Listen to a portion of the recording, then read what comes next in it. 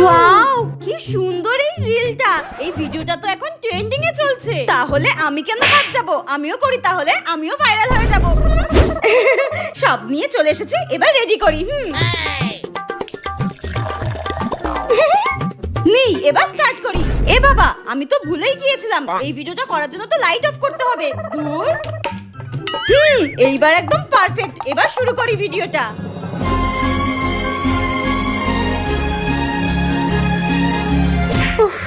হ্যাঁ, এ কি? এইখানেই তো নুন হলুদের কতটা রেখেছিলাম, কোথায় গেল? আরে, এদিকে আমার তরকারি পুড়ে যাচ্ছে। নিশ্চয়ই টেপির কাজ, ওকে দিয়ে বিশ্বাস নেই। গিয়ে দেখি তো একবার।